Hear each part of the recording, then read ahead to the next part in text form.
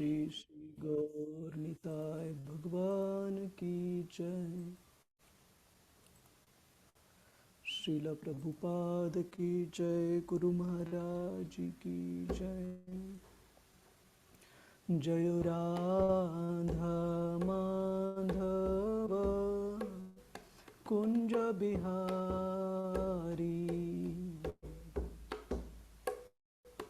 जय राधा माधव कुंज बिहारी। गोपी जन वल्लभ गिरिवरधारी। जय गोपी जन वल्लभ गिरिवरधारी। यशोदानंदन व्रज जनरंजन।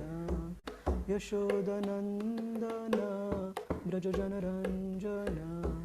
जमुना तीरा वनचारी।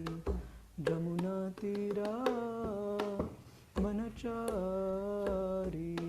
जय राधा माधव कुंज बिहारी।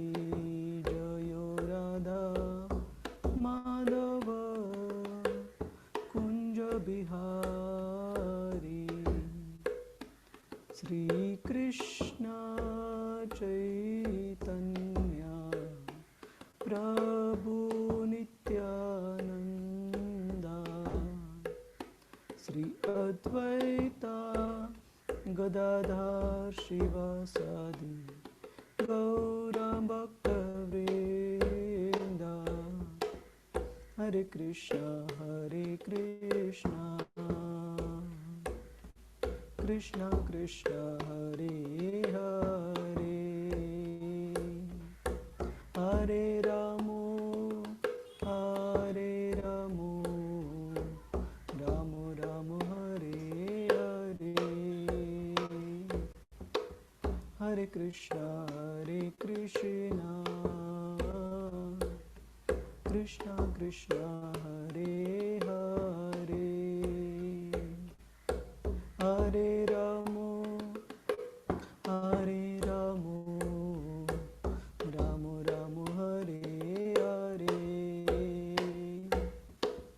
हरे कृष्णा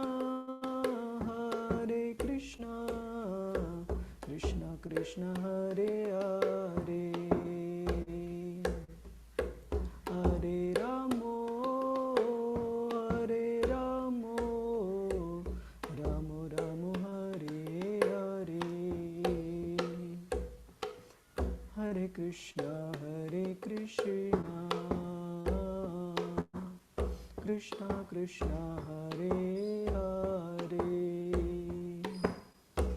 हरे राम राम राम हरे हरे। हरे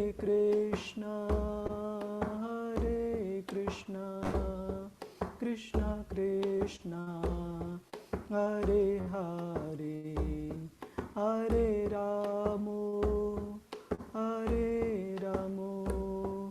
राम राम हरे हरे। जय राधा गोविंद श्री राधे। जय जगन्नाथ जय बलदेव जय सुभद्रा। जगन्नाथ स्वामी नयन पथगामी भव तुमे। जय गौरानीताय जय गौरानीताय जय गौरानीताय। जय जय प्रभुपाद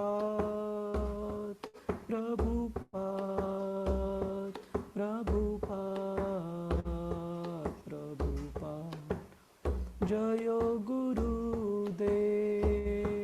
गुरुदेव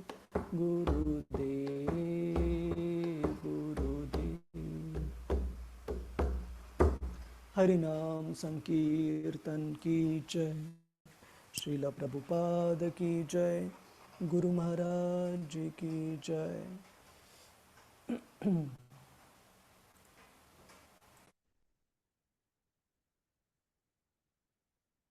ओम नमो भगवते वासुदेवाय। ओम नमो भगवते वासुदेवाय। ओम नमो भगवते वासुदेवाय। नारायणं नमस्कृत्य नरं चैव नरोत्तमं देवीं सरस्वतीं व्यासं ततो जयमुदीरये। नष्टप्रायेषु अभद्रेषु नित्यं भागवत सेवया भगवतिरुत्तमश्लोके भक्तिर्भवति नैष्टिकी। कृष्णाय वासुदेवाय देवकीनन्दनाय च नन्दगोपकुमाराय गोविन्दाय नमो नमः। ॐ अज्ञानतिमिरन्धस्य ज्ञानाञ्जनशलाकया चक्षुरुन्मीलितं येन तस्मै श्रीगुरवे नमः। श्रीचैतन्यमनोभीष्टं स्थापितं येन भूतले स्वयं रूप कदा मह्यं ददाति स्वपदान्तिकं। वन्देऽहं श्रीगुरो श्रीयुतापदकमलं श्रीगुरोन् वैष्णवांश्च। श्रीरूपं सागरजाता सगना रघुनाथान्वितं तं सजीवं साद्वैतं सावधूतं परिजनसहितं कृष्णचैतन्यदेवं श्रीराधा कृष्णपदान् सहगना ललिता श्रीविशाखान्वितांश्च। हे कृष्ण करुणा सिन्धु दीनबन्धु जगत्पते गोपेश गोपिका कान्त श्रीराधा कान्त नमोऽस्तुते। तप्त कांचन गौरांगी श्रीराधे वृंदावनेश्वरी वृषभानुसुते देवी प्रणमामि हरिप्रिये।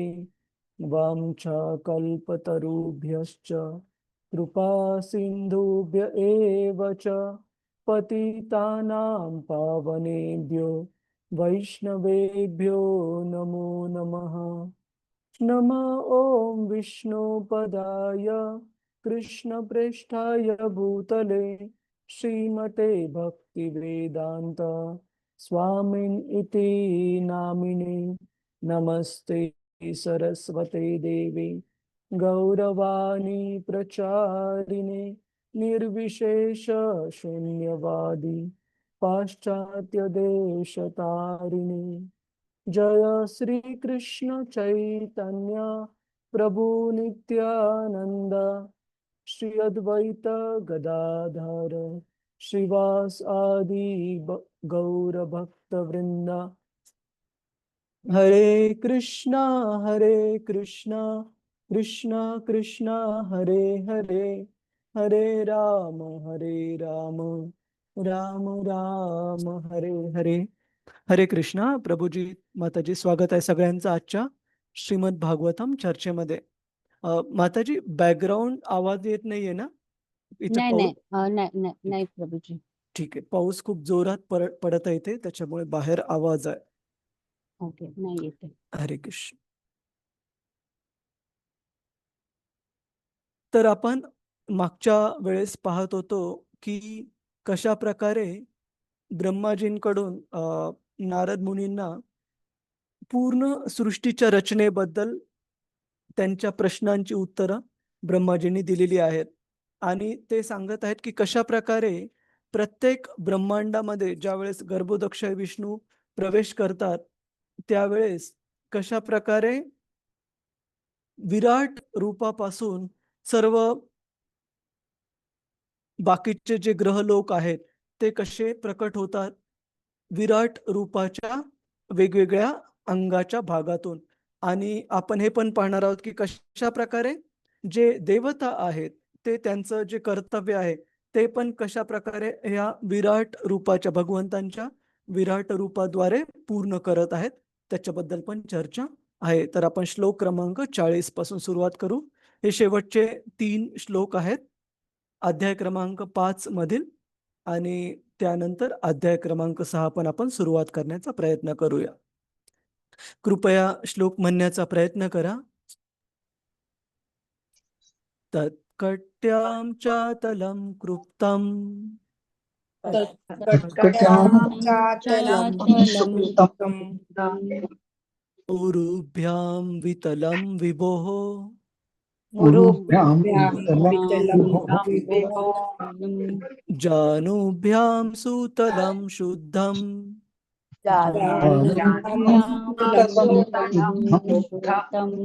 जङ्घाभ्यां तु तलातलम्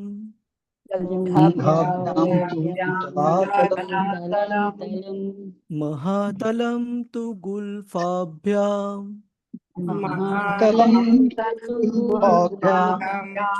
प्रपद्दाभ्यां रसातलम्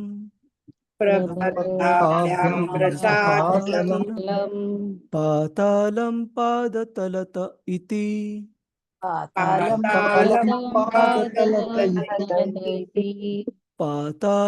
पादतलत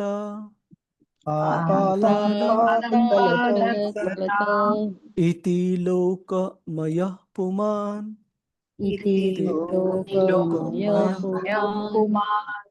हरे कृष्णा. कुणाला वाचायचंय का प्रभूजीच मी माताजी? वाचू प्रभूजी. हरे कृष्ण. हरे कृष्ण. येस माताजी. हरे कृष्ण. श्रील प्रभुपाद की जय. हरे कृष्ण प्रभूजी. प्रिय हरे कृष्ण. प्रिय नारदा, एकूण 14 ग्रह लोकांच्या मालिकांपैकी 7 लोक हे अधोलोक आहेत, हे माझ्याकडून जाणून घे. अतल नामक पहिला लोक कटी प्रदेशावर स्थित आहे. वितल नामक दुसरा लोक मांड्यावर स्थित आहे. तिसरा सुतल लोक हा गुडघ्यांवर आणि चौथा तलातल लोक पोटांवर, पाचवा महातल लोक घोट्यांवर, सहावा रसातल लोक पायाच्या अग्रभागावर आणि सातवा पाताल लोक तळपायावर स्थित आहे. अशा रीतीने भगवंताचे विराट रूप हे सर्व ग्रह लोकांनी युक्त आहे. तात्पर्य: आधुनिक साहसी व्यक्तींनी अवकाश भ्रमण करणारे अवकाश यात्री भागवतातून जाणून घ्यावे की अवकाशात 14 ग्रह लोकांच्या मालिका आहेत.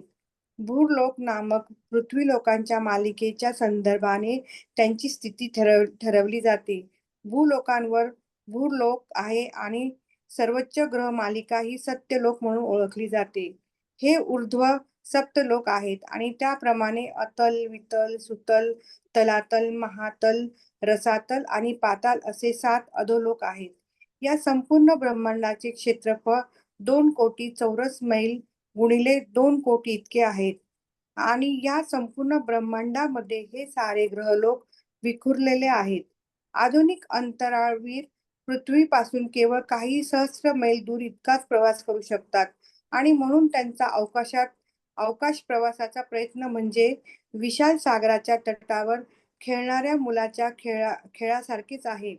ऊर्ध्वलोकांच्या 3ऱ्या स्तरावर चंद्र आहे आणि भागवताच्या 5व्या स्कंदामध्ये आपल्याला विशाल भौतिक आकाशामध्ये विखुरलेल्या निरनिराळ्या ग्रहलोकांच्या स्थितीविषयी माहिती मिळू शकेल. आपल्याला ठेवण्यात आलेल्या ब्रह्मांडाच्या पलीकडे असंख्य अशी ब्रह्मांडे आहेत. ही सर्व प्राकृत ब्रह्मांडे वर वर्णन केलेल्या सनातन ब्रह्मलोकाच्या केवळ आंशिक भागातच व्याप्त करतात. भगवंत मोठ्या कृपेने भगवद्गीतेतील 18.16 पुढील श्लोकात बुद्धिमान मनुष्यांना परत स्वगृही भगवत धामात येण्यास आमंत्रित करतात.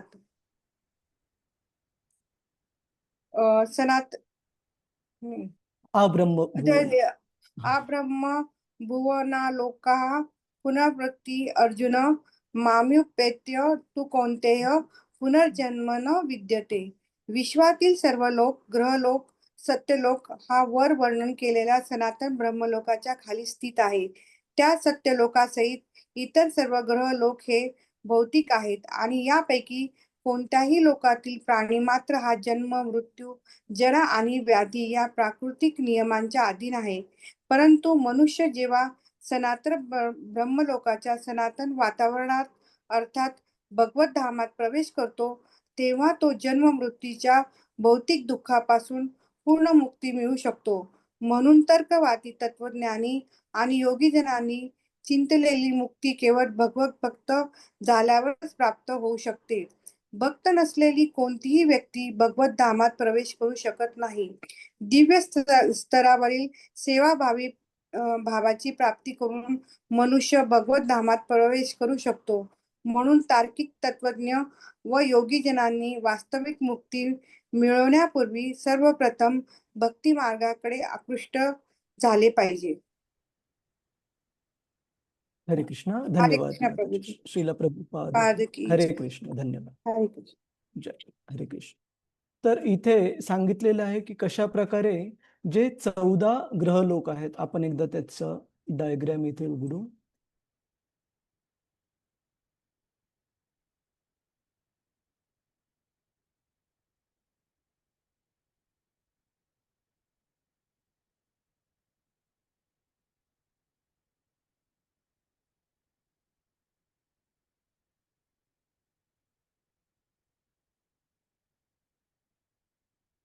हा, कशा प्रकारचे हे जे 14 ग्रहलोक आहेत. पृथ्वीलोकाच्या वर 7, पृथ्वीलोक 8 आणि पृथ्वीलोकाच्या वर 6, पृथ्वीलोकाच्या वर 6, पृथ्वीलोक 7वा आणि पृथ्वीलोकाच्या खाली जे निम्न ग्रहलोक मानले जातात ते 7 आहेत. तर 6 + 1 7 + 7 14 ग्रहलोक. तर यांची विश्वरूपाच्या वेगवेगळ्या अंगांमध्ये कशा प्रकारे स्थित आहेत ते सांगितलं गेलेलं आहे की जे पृथ्वी लोक आहेत ते पृथ्वी लोकाच्या सर्वात अगोदर म्हणजे खालचा पहिला जो आहे ग्रहलोक आतल, तो भगवंतांच्या विराट रूपाच्या कटी प्रदेशावर म्हणजे कमरेच्या भागावर स्थित आहे. वितल हा दुसरा ग्रहलोक मांड्यांवर, तिसरा सुतल ग्रहलोक हा गुडघ्यांवर आणि अशा प्रकारे 7ही ग्रहलोक भगवंतांच्या तळपायांपर्यंत स्थित आहेत. आणि कशा प्रकारे ह्या पूर्ण ब्रह्मांडाचं या 14 ग्रहलोकांचं वर्णन भागवतात पाहायला मिळतं की किती मोठं याचं क्षेत्रफळ आहे.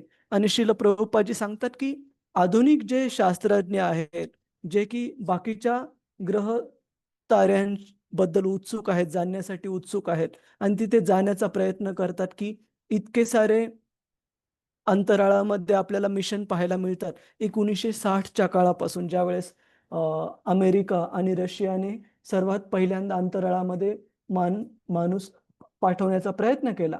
परंतु भागवतामध्ये इथे तात्पर्यामध्ये श्रील प्रभुपादजी लिहितात की हे जे आधुनिक शास्त्रज्ञ आहेत त्यांना अतिशय मिनिमल म्हणजे कमीत कमी हे ब्रह्मांड कशा प्रकारे बनलेलं आहे ते खूप प्राथमिक स्तरावरच माहिती आहे. का?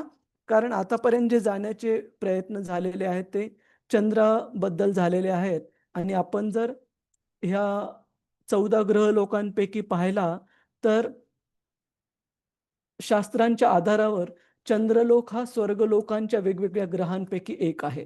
तर हे जे 14 ग्रहलोक आहेत प्रभुजीज माताजीज, ह्या ग्रहलोकांमध्ये वेगवेगळे ग्रह आपल्याला पाहायला मिळतात. तर विशेषतः चंद्रलोक जो आहे तो स्वर्गलोकाच्या वेगवेगळ्या ग्रहांपैकी एक मानला जातो. आणि आधुनिक जे शास्त्रज्ञ आहेत ते जास्तीत जास्त इथपर्यंतच माहिती करून घेतलेली आहे त्यांनी परंतु याही स्वर्गलोकांच्या मालिकेच्या वर महरलोक, जनलोक, तपलोक आणि सत्यलोक हे स्थित आहेत. आणि या सत्यलोकामध्ये ब्रह्माजी हे राहतात त्यांच्या वेगवेगळ्या अनुयायांसोबत आणि वेगवेगळ्या महान ऋषी मुनींसोबत.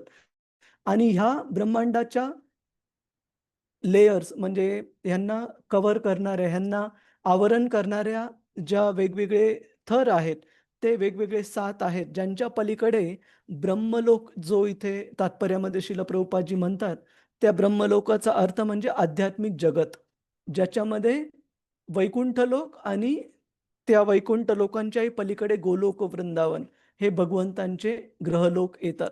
तर तुम्ही कन्फ्यूज होऊ नका की ह्या तात्पर्यामध्ये जे सांगितले श्रील प्रभुपादांनी, एकदा ते वाक्य आपल्याला दाखवतो की ब्रह्मलोक जो आहे तो सत्यलोकाच्याही वर स्थित आहे.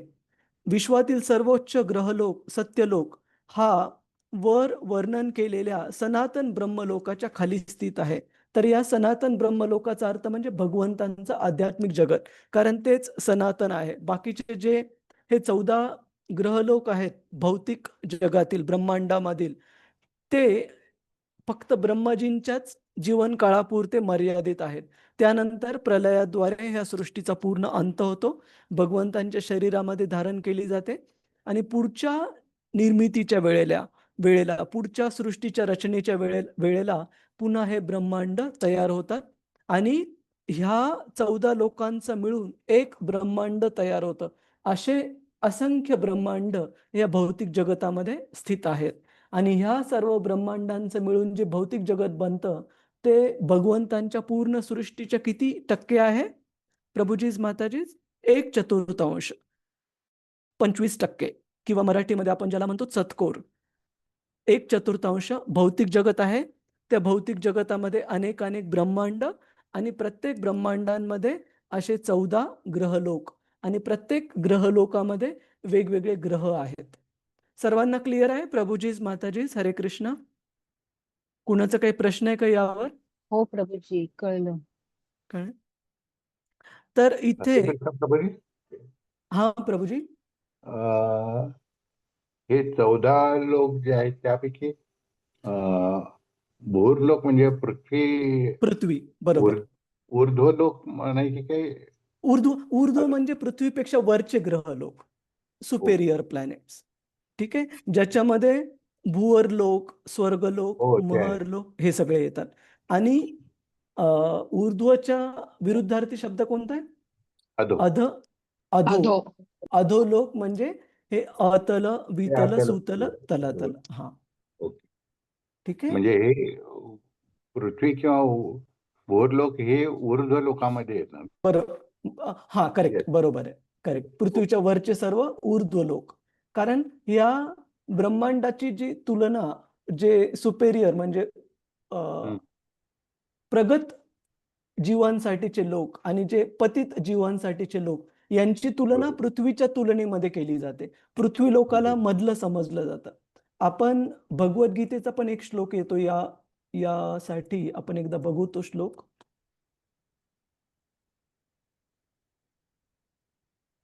कृपया आपण सर्वांनी म्हणण्याचा प्रयत्न करा. ऊर्ध्वं गच्छन्ति सत्त्वस्था गच्छन्ति सत्त्वस्था, मध्ये तिष्ठन्ति राजसः मध्ये तिष्ठन्ति राजसः, जघन्यगुणवृत्तिस्था जघन्यगुणवृत्तिस्था, अधो गच्छन्ति तामसः. अधो गच्छन्ति तामसः.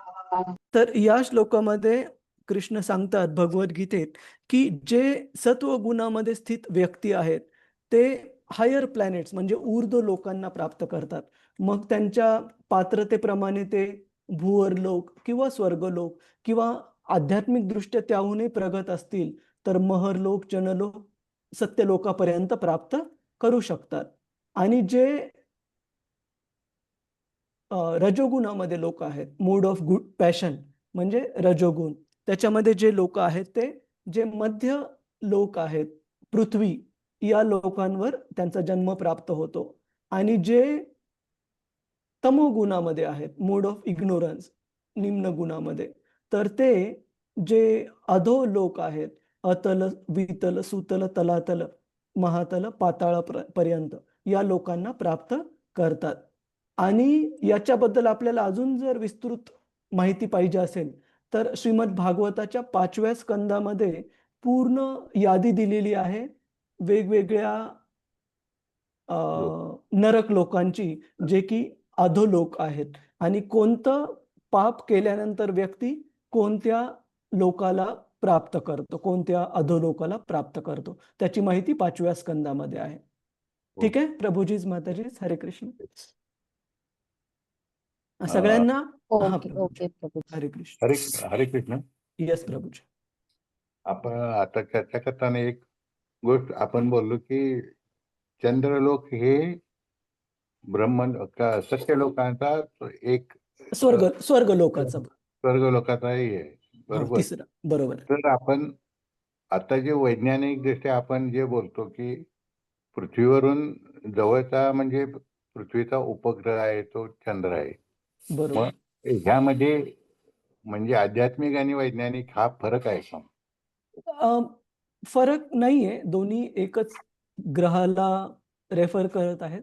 परंतु शास्त्रज्ञांची जी माहिती आहे ती भागवताच्या माहितीशी जर तुलना केली तर अत्यंत सीमित आहे. उदाहरणार्थ, चंद्रलोक शास्त्रात सांगितल्याप्रमाणे स्वर्गलोकांपैकी एक आहे, परंतु बाकी स्वर्गलोकांचा उल्लेख शास्त्रज्ञांना माहिती नाहीये. दुसरी गोष्ट, चंद्रलोक जो की स्वर्गलोकांपैकी एक आहे, तिथे जाऊन त्यांना तिथलं ऐश्वर्य किंवा जे जीव आहे तिथे राहणारे आपल्यापेक्षा कितीतरी प्रगत आहेत त्यांच्याबद्दलची माहिती मिळते का? नाही मिळत. ते त्यांना तिथे जाऊन काय प्राप्त होत आहे? दगड, माती, काळोख एवढंच माहिती होतं, किंवा तिथे असलेले जे खड्डे वगैरे पडलेले आहेत. तर मी याचं उदाहरण काही दिवसांपूर्वी दिलं होतं, माहित नाही याच आपल्या चर्चेमध्ये दिलं का दुसऱ्या, की असं एक उदाहरण समजा की अमेरिका हा खूप ऐश्वर्य संपन्न देश आहे आणि तिथे जाण्यासाठी योग्य प्रॉपर कायद्यानुसार मार्ग कोणता? की तिथला विजा प्राप्त करा. विजा म्हणजे तिथल्या गव्हर्नमेंटची, सरकारची प्रॉपर परवानगी. कशासाठी जात आहात, किती वेळ तुम्ही राहू शकाल, काय काम करू शकाल आणि तुम्हाला कधी कोणत्या काळाच्या आधी परत यावं लागेल, तो बरोबरचा मार्ग. दुसरा एक अमेरिकेत जाण्याचा चुकीचा मार्ग पण आहे, जो की ज्याला आपण इलिगल इमिग्रेशन म्हणतो. म्हणजे अवैध इमिग्रेशनला काय म्हणतात? अवैधरित्या त्या देशामध्ये प्रवेश करणं, जो चुकीचा मार्ग आहे. तर अशा अवैध स्थलांतरित नागरिकांना पकडल्यानंतर तिथलं सरकार काय करतं प्रभूजीज, माताजीज? काय करतं? तुरुंगात टाकतं. जेलमध्ये टाकतं, तुरुंगामध्ये. आणि तिथे त्यांना शिक्षा दिली जाते किंवा हालापेष्टा भोगाव्या लागतात. मग त्या अवैधरित्या स्थलांतरित झालेल्या व्यक्तींना अमेरिकेचं जे खरं भौतिक प्रगती आहे, ऐश्वर्य आहे, ते अनुभवास मिळतं का? नाही मिळत. का? कारण ते परवानगी नसताना चुकीच्या पद्धतीने त्यांनी प्रवेश मिळवलेला आहे आणि त्यांना डिपोर्ट पण केलं जाईल त्यांचं कारागृहातला काळ संपल्यानंतर. का? कारण दे आर इलिगल इमिग्रंट्स, अवैधरित्या स्थलांतरित झालेले व्यक्ती आहेत ते. त्याचप्रमाणे जे शास्त्र आहेत ते मनुष्याला योग्य मार्ग पण सांगतात. जर वरच्या लोकांवर कसं जायचं, जसं की आपण भगवद्गीतेत भगवंतांनी सांगितलेलं पाहतो की सत्व गुणाला विकसित करा आणि व्यक्ती पात्र होईल ऊर्ध्व लोकांमध्ये जाण्यासाठी, भूवर लोक, स्वर्गलोक इत्यादी. जसं की देवतांबद्दल सांगितलं जातं की जो व्यक्ती 100 जन्मांपर्यंत वर्णाश्रम व्यवस्थेतील सर्व नियमांचं व्यवस्थित प्रकारे पालन करेल, तो व्यक्ती श्रेष्ठ देवता पद प्राप्त करण्यासाठी, जसं की इंद्र असो किंवा इवन ब्रह्माजींचं, अशा प्रकारचं श्रेष्ठ देवतांचं जे पद आहे ते प्राप्त करण्यासाठी पात्र होतो. तर शास्त्रात त्याचं पण वर्णन दिलेलं आहे की आपल्याला जर वरच्या लोकांना भेट देण्याची, जाण्याची इच्छा आहे तर कशा प्रकारे त्याची पद्धती आहे. आणि भगवद्गीता हे पण सांगते, अजून एक श्लोक येतो महत्वाचा, आपण तो श्लोक एकदा पाहू.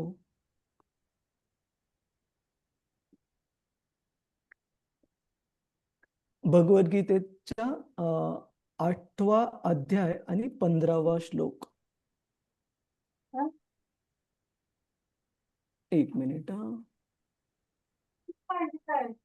होय 8:16.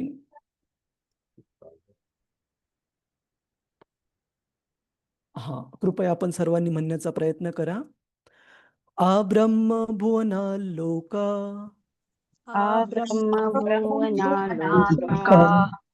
पुनरावर्तिनो अर्जुना पुनरावर्तिनो अर्जुना माम उपेत्य तु कौन्तेय माम् उपन्ते कौन्तेय पुनर्जन्म न विद्यते. पुनर्जन्म न विद्यते. तर या श्लोकामध्ये कृष्ण सांगतात 8व्या अध्यायामध्ये की ह्या 14 ग्रह लोकांपैकी ब्रह्म भुवना लोका, की सत्यलोकापासून जिथे की ब्रह्माजी स्वतः निवास करतात त्यापासून बाकीचे खालचे सगळे ग्रह हे काय आहेत? अशाश्वत, म्हणजे काही काळापुरते राहणार आहेत. आणि तिथे राहिल्यानंतर आपल्याला पुनरावर्तिनो अर्जुन, की पुन्हा कुठे यावं लागेल? पृथ्वी लोकावर यावं लागेल, ज्यावेळेस आपले पुण्य कर्म संपतील. ज्या प्रकारे ज्यावेळेस आपला विजा संपेल त्याच्या अगोदर आपल्याला जे ऐश्वर्य संपन्न देश आहेत US वगैरे त्याच्यातून निघणं क्रमप्राप्त आहे. जर निघालो नाही तर काय होईल? जेल व्हावी लागेल. त्याच प्रकारे भगवद्गीता सांगते की जे ऐश्वर्य संपन्न जे श्रेष्ठ ग्रह आहेत तिथे राहण्याचा कालावधी पण आपलं पुण्य कर्म जेवढं आहे तेवढंच राहू शकतो आपण तिथून. पुण्य कर्म झाल्यानंतर काय व्हावं लागतं? पुनरावर्तिनो अर्जुना, पुन्हा या पृथ्वी लोकावर यावं लागतं. परंतु आध्यात्मिक जगताचं तसं नाहीये. एकदा व्यक्ती या सत्यलोकाच्याही पलीकडे जे वैकुंठ लोक आहेत, आध्यात्मिक जगत आहे, त्यामध्ये ज्यावेळेस प्राप्त करतो त्यावेळेस माम उपेत्य तु कौन्तेय पुनर्जन्म न विद्यते. परंतु ज्यावेळेस आपण भगवंतांना प्राप्त करतो आध्यात्मिक जगतामध्ये, वैकुंठ लोकामध्ये किंवा गोलोक वृंदावनमध्ये, त्यावेळेला पुन्हा या पृथ्वी लोकावर यावं लागत नाही. तर हा फरक आहे या भौतिक जगातील श्रेष्ठ लोकांमध्ये, ग्रह लोकांवर जाण्यामध्ये आणि भगवंतांच्या आध्यात्मिक लोकांमध्ये जाण्यामध्ये. क्लिअर आहे का प्रभुजीज, माताजीज? हरे कृष्ण हो सगळ्यांना. प्रभूजी. हो प्रभूजी. ठीक ठीक आहे, आपण पुढे जाऊ. हा, प्रभुपादजी पण हा श्लोक इथे सांगत आहेत, ब्रह्म भुवना लोका, जो आपण आता पाहिला. आणि श्रील प्रभुपादजी सांगतात की यापैकी म्हणजे आपण जरी उच्च लोकांवर गेलो तरी तिथे मृत्यू अटळ आहे. ब्रह्माजींना पण मृत्यू हा ठरलेला आहे. इनफॅक्ट आपण शास्त्रामध्ये पाहतो की ज्या वेळेस असे जे मोठे मोठे असुर होते, हिरण्यकश्यपू वगैरे वगैरे किंवा रावण, त्यांना अमरत्व प्राप्त करायचं होतं. आणि ब्रह्माजींना हिरण्यकश्यपूंनी स्वतः वरदान, म्हणजे खूप तपस्या करून प्रसन्न केलं आणि वरदान मागितलं की मला अमरत्व द्या. ब्रह्माजींनी काय सांगितलं की मी स्वतःच अमर नाहीये, माझा मृत्यू ठरलेला आहे, तर मी कसं काय आपल्याला अमरत्व प्रदान करू? तर सांगण्याची गोष्ट ही की भगवद्गीतेत सांगितल्याप्रमाणे या प्रत्येक लोकांवर, म्हणजे भुवरलोक, स्वर्गलोक, महरलोक, सत्यलोकापर्यंत प्रत्येक ठिकाणी जन्म आणि मृत्यू हे ठरलेले आहेत. फक्त एकच थोडाफार फरक पडू शकतो की भूर लोकामध्ये ज्याप्रमाणे वृद्धापकाळ आणि रोग आहेत, की जन्म, मृत्यू, जरा, व्याधी. जरा म्हणजे वृद्धापकाळ आणि व्याधी म्हणजे रोग. तर हे उच्च लोकांमध्ये आपल्याला पाहायला मिळत नाहीत. जरी ब्रह्माजींना बऱ्याचदा टीव्हीच्या वेगवेगळ्या मालिकांमध्ये खूप वृद्ध आणि पांढरी दाढी असणारे दाखवलेलं असलं तरी हे खरं नाहीये. का? कारण जे देवता आहेत त्यांना ओल्ड एज म्हणजे वृद्धापकाळ आणि रोगराई हे भोगावं लागत नाही. मृत्यू मात्र यांच्यापैकी प्रत्येकाला आहे. क्लिअर आहे का प्रभूजीच माताजीच? हरे कृष्ण. येस प्रभूजी. आहे. आपण पुढे जाऊ. हा आणि हा शिला प्रभुपादजी पण इथे सांगत आहेत की मनुष्य जेव्हा सनातन ब्रह्मलोकाचा अर्थ आहे आध्यात्मिक जगत, ह्या भौतिक जगातला ब्रह्मलोक नाही. मी कशामुळे हे सांगत आहे की बऱ्याचदा सत्यलोकाला ब्रह्मलोक म्हणून पण संबोधित केलं जातं, परंतु सत्यलोक किंवा ब्रह्मलोक ज्याच्यावर ब्रह्माजी राहतात हा भौतिक ब्रह्मांडामधला भाग आहे. परंतु सनातन म्हणजे शाश्वत जे जगत आहे ते आध्यात्मिक जगत आहे, ज्याच्यामध्ये वैकुंठ लोक आणि गोलोक वृंदावन हे मोडलं जातं. भौतिक जगतामधले सर्व लोक हे भौतिक ब्रह्मांडामध्ये भौतिक जगतामध्ये काउंट केले जातात. कुणाला काही प्रश्न आहे का प्रभूजीच माताजीच? पुढे जायचं आपण. हरे कृष्ण. आणि श्रील प्रभुपादजी इथे लिहितात की भक्ती न करता कोणीही व्यक्ती या 14 लोकांच्या पलीकडे म्हणजे आध्यात्मिक जगतामध्ये कोणीही व्यक्ती भक्ती मार्गाचं पालन न करता प्रवेश करू शकत नाही. भक्ती मार्ग हा एकमेव मार्ग आहे आध्यात्मिक जगतामध्ये प्रवेश करण्याचा. आपण आणि श्रील प्रभुपादजी सांगतात की त्यामुळे तत्वज्ञ आणि वेगवेगळ्या योग मार्गाचं पालन करणाऱ्या व्यक्तींनी पण त्यांना खरी जर ह्या भौतिक जगतामधून 14 लोकांमधून मुक्ती प्राप्त करायची आहे तर त्यांनी कशाचं पालन करणं आवश्यक आहे? भक्ती मार्गाचं पालन करणं हे आवश्यक आहे.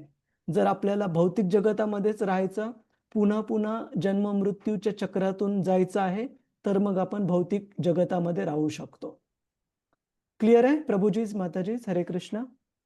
हरे कृष्ण प्रभूजी. हो, समजलं प्रभूजी. हरे कृष्ण. हरे कृष्ण. येस प्रभूजी. प्रभूजी आपण म्हणजे या भौतिक जगामध्ये आपला मृत्यू कसा होतो? एक तर आपण आजारी पडतो किंवा वृद्ध होतो म्हणून आपला मृत्यू होतो. हा तर मग आपण बरोबर आहे. आता म्हणजे आपण आता चर्चा करत होतो की जे ब्रह्मलोक वगैरे आहे त्यांच्यामध्ये मृत्यू असतो, पण मग माणूस आजारी पडत नाही किंवा वृद्धापकाळ किंवा रोगराई नाही. बरोबर. हा, मग त्यांचा मृत्यू कसा होतो प्रभूजी? मग त्यांचा जीवनकाळ संपल्यानंतर मृत्यू होतो. जसं की भगवद्गीतेत आता आपण श्लोक पाहिला ना, ज्यावेळेस एक मिनिट तो पण श्लोक दाखवतो तुम्हाला. हा की पुनरावर्तीनो, की ज्यावेळेस त्यांचे जे पुण्य कर्म आहेत तिथले ते संपल्यानंतर त्यांना पुन्हा या पृथ्वीवर यावं लागतं. एक मिनिट आपण पाहू. एक श्लोक अजून एक आहे माताजी प्रभूजी, कुणी सांगेल का की पुण्यकर्म संपल्यानंतर या भौतिक जगतामध्ये पुन्हा त्यांना यावं लागतं.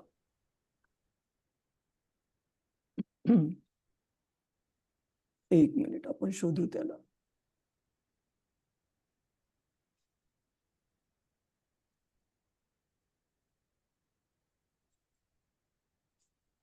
नऊ 9.21 का प्रभूजी? वाचा श्लोक म्हणा. तेतम भुक्त्वा स्वर्गलोकम विशालम क्षीणे पुण्य मर्त्यलोकम विशंती. खूप छान माताजी. नंबर हरे 1 कृष्ण. मिनिट. 1 मिनिट. 9.21. धन्यवाद माताजी. की तेतम भुक्त्वा स्वर्गलोकम विशालम क्षीणे पुण्ये मर्त्यलोकम विशंती.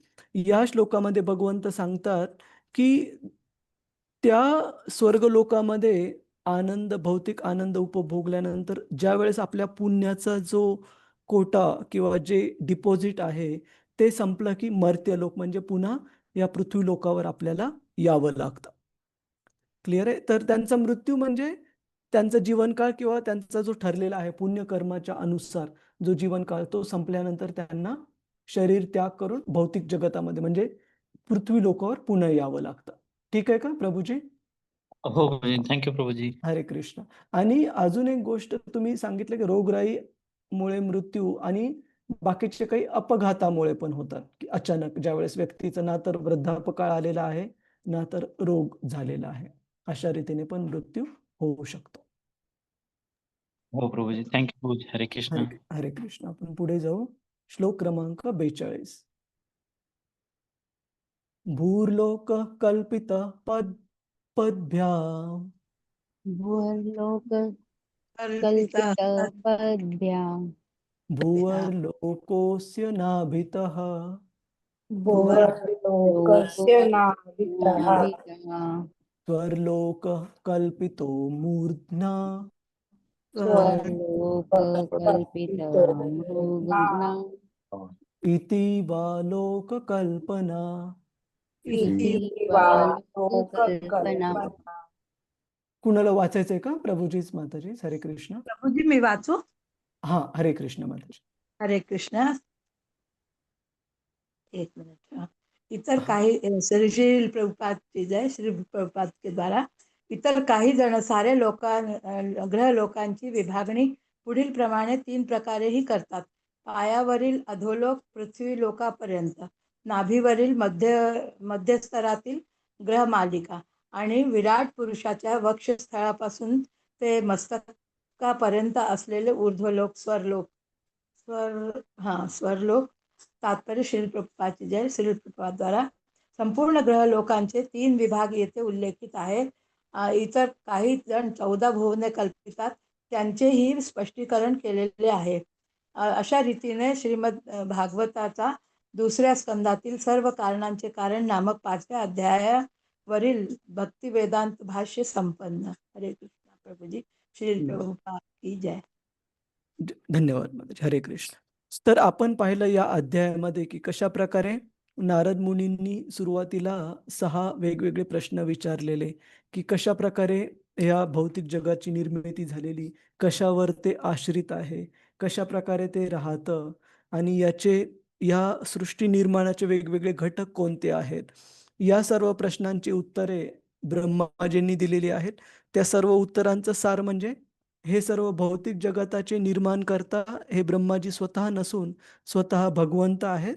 आणि आपण पूर्ण पाहिलं सृष्टीच्या निर्माणाची सिक्वेन्स, क्रम, की कशा प्रकारे भगवंतांच्या द्वारे काल, कर्म, स्वभाव आणि त्यानंतर प्रधान, महतत्व आणि 3 गुण यांच्याद्वारे सृष्टीच्या वेगवेगळ्या घटकांची, जसं की पृथ्वी, वायू, जल, अग्नी, आकाश यांची, आणि जे वेगवेगळे इंद्रिय आहेत त्यांची, आणि जे वेगवेगळे इंद्रिय विषय आहेत त्यांची कशा प्रकारे निर्मिती होते.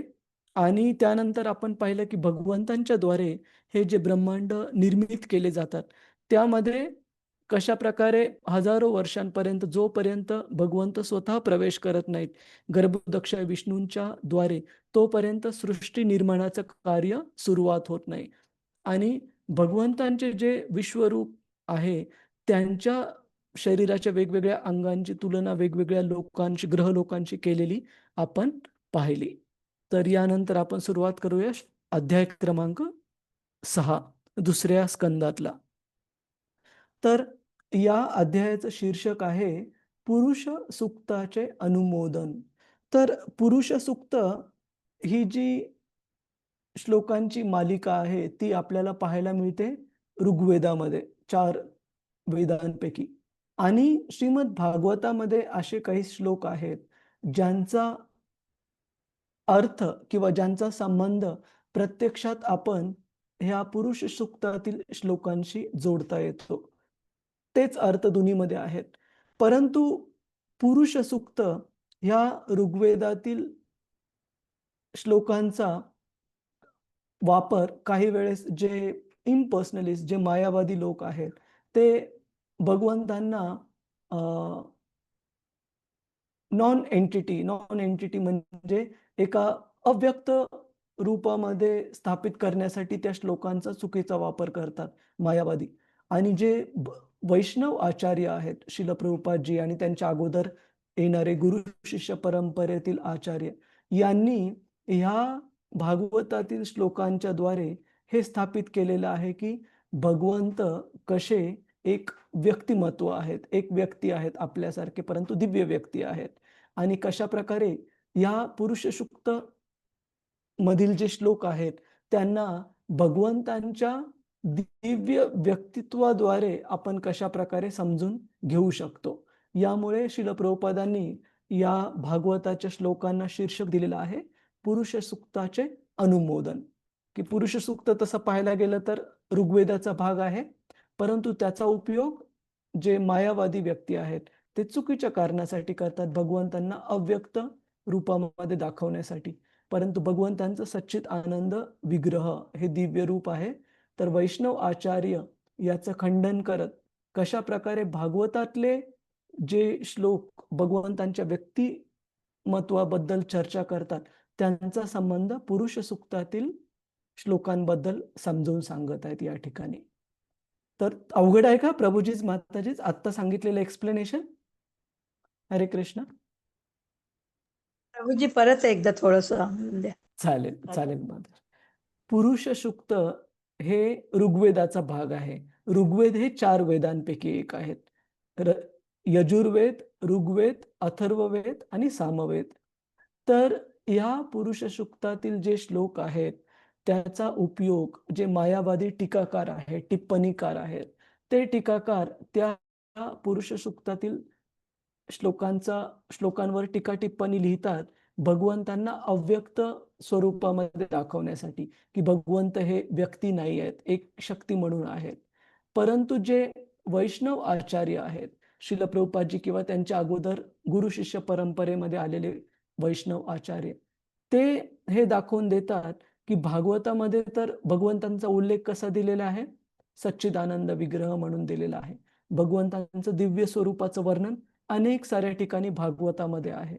तर हे आचार्य भागवतामधील अशा श्लोकांचा संदर्भ देत आहेत ज्यांचा की संबंध किंवा अर्थ हा डायरेक्टली पुरुष सूक्तातील श्लोकांशी मॅच करतो. तर ह्या संदर्भामधून ते पटवून देत आहेत की भगवंत हे कसे एक दिव्य व्यक्ती आहेत, पूर्ण पुरुषोत्तम भगवान आहेत, ना की अव्यक्त स्वरूपामधील एक शक्ती आहे. क्लिअर आहे का माताजी? हरे कृष्ण. हरे कृष्ण. आणि हरे कृष्ण. आणि नाही जरी कळालं तरी आपण श्लोक अभ्यास करून घेण्याचा प्रयत्न करू. भागवतम किंवा भगवंतांचं विज्ञान हे आपल्या भौतिक बुद्धिमत्तेवर अवलंबून नाहीये. असे कित्येक महान साधू संत होऊन गेलेत जे भौतिक दृष्ट्या त्यांचं जर पात्रता पाहायला गेली तर निरक्षर होते, परंतु त्यामुळे भगवंतांना जाणण्यामध्ये त्यांना कुठे कमतरता राहिली नाही. परंतु भगवंतांच्या कृपेने जर आपल्याला एक पात्रता प्राप्त झालेली आहे, आपल्याला शिक्षण प्राप्त झालेलं आहे, तर प्रत्येक शिक्षित व्यक्तीचं कर्तव्य आहे की भगवंतांनी दिलेल्या बुद्धिमत्तेचा वापर करून चांगल्या प्रकारे त्यांना समजून घेण्याचा प्रयत्न करणे. आणि आपण प्रयत्न केल्यानंतर आपल्याला कोणत्या स्तरावर भगवंत कळून येतील हे त्यांच्या कृपेचा भाग आहे. त्याच्यावर आपलं काही नियंत्रण नाहीये, परंतु आपले प्रयत्न करण्यामध्ये आपण आपली बुद्धी भगवंतांना जाणण्यासाठी निश्चित वापरली पाहिजे, भागवताद्वारे किंवा भगवद्गीतेद्वारे. क्लिअर आहे प्रभूजीच माताजीच? हरे कृष्ण. हो प्रभूजी. हो प्रभूजी. ठीक आहे. आपण पहिल्या श्लोकाने सुरुवात करूया. 6वा अध्याय पुरुष सूक्ताचे अनुमोदन. प्रभूजी 5 मिनिटांनी 55 होणार. हा चालेल. आपण एक श्लोक बघू. बराच मोठा आहे का? ठीक आहे. एक श्लोक घेण्याचा प्रयत्न करूया. ब्रह्म उवाच. ब्रह्मवाच. वाच. वाचां वह्निर्मुखं क्षेत्रं.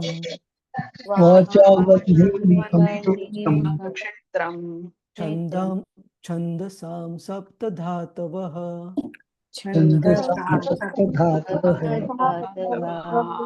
हव्यकव्यामृतानां.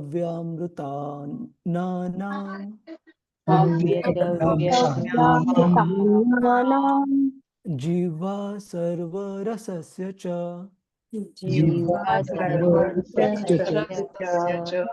कुणाला वाचायचंय का प्रभूजीच माताजी? हरे कृष्ण. हरे कृष्ण. मी वाचू प्रभूजी? हा क्षितिजा माताजी. हरे कृष्ण. हरे कृष्ण. श्रीला प्रभुपाद की जय. श्री ब्रह्मदेव म्हणाले, विराट पुरुषाचे मुख हे वाणीचे उगमस्थान आहे आणि अग्नी ही अधिष्ठात्री देवता आहे. त्याची त्वचा आणि इतर 6 स्तर हे वैदिक छंदाचे उगमस्थान आहे. तर त्याची जिव्हा ही देवता, पितर आणि सामान्य लोकांना अर्पण करण्यात येणाऱ्या निरनिराळ्या प्रकारच्या अन्नपदार्थांचे आणि स्वादिष्ट रसयुक्त पदार्थांचे उगमस्थान आहे.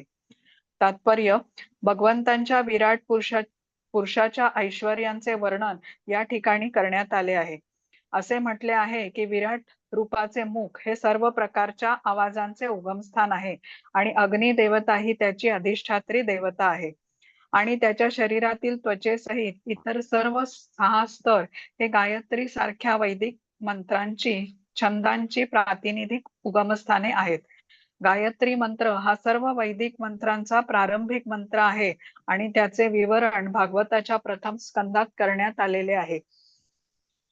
भगवंतांच्या विराट रूपाचे निरनिराळे अवयव म्हणजे निरनिराळी उगमस्थाने आहेत आणि त्यांचे रूपही भौतिक प्रकृतीच्या पलीकडे आहे. त्यामुळे हे जाणले पाहिजे की वाणी, त्वचा, जिव्हा इत्यादी अवयव भगवंतांचे दिव्य रूपही या अवयवांनी युक्त असल्याचे दर्शवतात. भौतिक वाणी किंवा अन्न ग्रहण करण्याची शक्ती मूलतः भगवंतांपासून उगम पावते, परंतु अशा सर्व क्रिया म्हणजे मूळ उगमस्थानातील क्रियांची विकृत प्रतिबिंबे आहेत. दिव्य अस्तित्व हे आध्यात्मिक विविधता विरहित नसते. आध्यात्मिक जगतात भौतिक विविधतेची सर्व विकृत रूपे आपल्या मूळ रूपात पूर्णपणे उपस्थित असतात.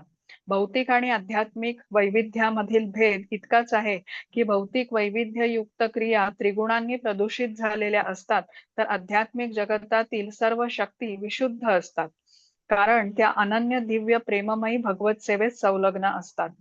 आध्यात्मिक विश्वात भगवंत हेच सर्व वस्तूंचे भोक्ता असतात आणि तेथील सर्व जीव त्यांच्या दिव्य प्रेममयी सेवेत संलग्न झालेले असतात आणि जीवांची सेवा ही प्राकृतिक गुणांनी प्रदूषित झालेली नसते. तेथील सर्व क्रिया भौतिक जगातील सर्व कल्मशांपासून पूर्णपणे मुक्त असतात, परंतु निराकारवादी म्हणतात त्याप्रमाणे त्या आध्यात्मिक स्तरावर निर्विशेष शून्यत्वही नसते. नारद पंचरात्रामध्ये भक्तिपूर्ण सेवेची व्याख्या पुढील प्रमाणे करण्यात आली आहे. सर्वोपाधी विनिर्मुक्तम तत्परत्वेन निर्मलम ऋषिकेण ऋषिकेश सेवनम भक्तिरुच्यते. मूलतः सर्व इंद्रिये भगवंतांच्या इंद्रिय आगारापासून उत्पन्न झालेली आहेत, म्हणून भौतिक जगातील इंद्रियांच्या क्रिया भक्तिपूर्ण सेवेद्वारे विशुद्ध करणे आवश्यक आहे. अशा प्रकारे सद्यस्थितीतील आपल्या भौतिक कृतींचे केवळ शुद्धीकरण केल्याने जीवनाची पूर्णता प्राप्त होऊ शकते. ही शुद्धीकरणाची प्रक्रिया निरनिराळ्या उपाधींमधून मुक्त झाल्यावर पुढे सुरू होते. प्रत्येक जीव स्वतःची, आपल्या कुटुंबियांची, समाजाची, राष्ट्राची इत्यादींची कोणत्या ना कोणत्या प्रकारे तरी सेवा करण्यात निमग्न आहे, परंतु दुर्दैवाने अशा सर्व सेवा भौतिक आसक्तीमुळेच तो करीत आहे. भौतिक आसक्तीचे भगवत सेवेमध्ये केवळ रूपांतर करणे आवश्यक आहे आणि अशा रूपांतरामुळे भौतिक आसक्तीतून मुक्त होण्याचा उपचार आपोआपच सुरू होतो. म्हणून अन्य कोणत्याही मार्गांपेक्षा भक्ती मार्गाद्वारे मोक्षाची सहजपणे प्राप्ती होऊ शकते. कारण भगवद्गीतेत 12.5 म्हटले आहे की मनुष्य निर्विशेषवादामध्ये आसक्त असेल तर त्याला अनेकविध प्रकारचे क्लेश भोगावे लागतात. क्लेशोधिकतरस्तेषां अव्यक्त आसक्त चेतसाम. हरे कृष्ण. श्रीला प्रभुपाद की जय. प्रभु जी 755 हो गया. हाँ थँक्यू माताजी. 1-2 मिनिट अजून. तर या श्लोकामध्ये श्रीला प्रभुपादजी सांगतात की कशा प्रकारे भौतिक जगतातील ज्या गोष्टी आहेत, आध्यात्मिक जगतातील खऱ्या गोष्टींचं प्रतिबिंब भौतिक जगामध्ये आपल्याला दिसतं आणि जे की प्रदूषित प्रतिबिंब आहे. प्रदूषित प्रतिबिंबाचा अर्थ काय? की उदाहरणार्थ आपण पाहतो की आध्यात्मिक जगतामध्ये भगवंतांचं त्यांच्या भक्तांच्या प्रती जे शाश्वत प्रेम आहे आपल्याला पाहायला मिळतं, जे की शुद्ध रूपामध्ये आहे. परंतु भौतिक जगातलं प्रेम आपल्याला कसं पाहायला मिळतं की लोक तर म्हणतात की आय लव्ह यू, परंतु त्या पाठीमागे कोणती ना कोणती भौतिक भावना असते. उदाहरणार्थ त्या व्यक्तीचं ऐश्वर्य किंवा सौंदर्य किंवा इतर कोणते भौतिक गुण. शास्त्र सांगतं की या भौतिक जगातलं जे सर्वात श्रेष्ठ स्तरावरचं जे प्रेम आहे ते आईचं आपल्या मुलासाठी आहे, की जी की बिना कोणत्या स्वार्थी भावनेने त्या बाळाची सेवा करते, हे फक्त लक्षात घेऊन की ते आपलं लेकरू आहे. परंतु आजकाल कलियुगामध्ये आपण अशा प्रकारची अधःपतन झालेलं पाहतो, की स्त्रिया पण जे बाळ जन्मलेलं नाही, अशा बाळाच्या पोटात असतानाच ॲबॉर्शन वगैरे अशा गोष्टी करत आहेत सर्रासपणे. हे न जाणता की ते भगवंतांच्या द्वारे दिले गेलेलं भगवंतांचा एक अंश आहे. जीवभूत सनातन मनःषष्ठानी इंद्रियानी प्रकृतिस्थानी मम एव अंश जीवलोके, की जीव जे आहे भगवंतांचे अंश आहेत हे न जाणता सर्रासपणे एका शरीराचा जसा भाग काढून टाकला जातो, त्या प्रकारे भ्रूण हत्या किंवा ॲबॉर्शन आपल्याला पाहायला मिळतात. तर अशा प्रकारे आपण पाहतो, की आध्यात्मिक जगतातलं जे शुद्ध प्रेम आहे, भौतिक जगतामध्ये कशाप्रकारे त्याचं प्रदूषित प्रतिबिंब आपल्याला पाहायला मिळतं. आणि भागवत सांगतं, की हेच एक कारण आहे, ज्याच्यामुळे व्यक्ती वेगवेगळ्या प्रकारच्या सेवामध्ये, भौतिक जगतामध्ये गुंततात, की आपल्यापैकी कुणी इथे असा व्यक्ती आहे का प्रभुजीज, माताजीज, जो आपण आपली नोकरी किंवा आपलं मेहनत करत आहोत, कुणाची तरी सेवा न करण्यासाठी कुणीच सापडणार नाही. उदाहरणार्थ, आपण नोकरीनंतर महिन्याला जे काही आपल्याला उत्पन्न प्राप्त होतं, त्याचा उपयोग आपण आपल्या कुटुंबाच्या भरण-पोषणासाठी किंवा आपल्या लेकरांच्या गरजांची पूर्तता करण्यासाठी, आपल्याला जे कोणी व्यक्ती प्रिय आहेत, त्यांच्या सेवेसाठी आपण तो वापर करतो. त्याच प्रकारे गृहिणी ज्या आहेत, त्या रोज मेहनत करत आहेत, स्वयंपाक किंवा घरातल्या वेगवेगळ्या कामांवर लक्ष ठेवणं, वेगवेगळे कामं करणं. का? आपल्या घरातल्या ज्या कुटुंब सदस्य आहेत, त्यांची काळजी घेण्यासाठी, भरण-पोषणासाठी. त्याच प्रकारे तीच जी सेवा वृत्ती आहे, ती आपल्याला दिसते. काही जण जे सोशल बेनिफिट म्हणजे समाजाची सेवा करण्यासाठी, समाजसेवेसाठी जीवन वेचतात. कुणी राष्ट्राची सेवा करण्यासाठी जीवन वेचतात. तर शास्त्र सांगतं, की ही सर्व सेवा करण्याची जी प्रवृत्ती आहे, ओरिजिनली मूलतः भगवंतांचे सेवा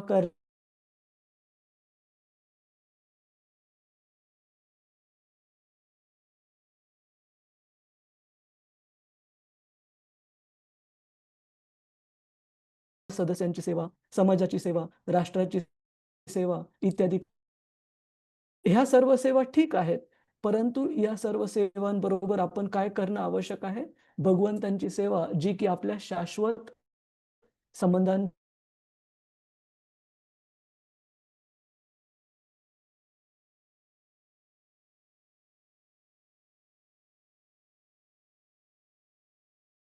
सेवेमध्ये रूपांतरित करणं. म्हणजे आपल्या मुलांची काळजी केवळ ते माझे मुलं आहेत म्हणून न घेता, ते भगवंतांचे अंश आहेत आणि भगवंतांच्या कृपेने आपल्या जीवनामध्ये आपल्याला त्यांची सेवा करण्याची संधी प्राप्त झालेली आहे. त्याच्यामुळे त्यांना भगवत भक्त बनवण्यासाठी जेवढं चांगल्यात चांगलं सपोर्ट करता येईल, तेवढं आपण करायला पाहिजे. या भावनेने जर आपण ती सेवा केली पालक म्हणून, तर ती पण भगवत सेवाच होईल.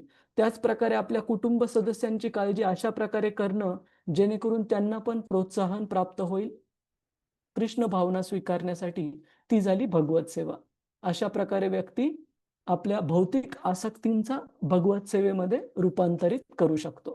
क्लिअर आहे का प्रभुजीज, माताजी? हरे कृष्ण. हो प्रभूजी, समजलं. हरे कृष्ण. तर आपण इथे थांबू. माफ करा, आज प्रश्न उत्तरासाठी काही वेगळा वेळ नाहीये, पण काही प्रश्न असतील आपण नोंद करून ठेवा आणि पुढच्या सेशनला आपण सुरुवातीला उद्या डिस्कस करूया. हरे कृष्ण. वंशा कल्पतरुभ्यश्च कृपा सिंधुभ्य एव च पतितानां पावनेभ्यो वैष्णवेभ्यो नमो नमः. अनंत कोटि वैष्णव वृंद की जय. वैष्णव ठाकुर की जय. श्रील प्रभुपाद की जय. हरे कृष्ण. हरे कृष्ण प्रभु जी, हरे सादर कृष्ण, प्रणाम, सादर प्रणाम. धन्यवाद. हरे कृष्ण. धन्यवाद हरे प्रभुजी. कृष्ण प्रभू, सादर हरे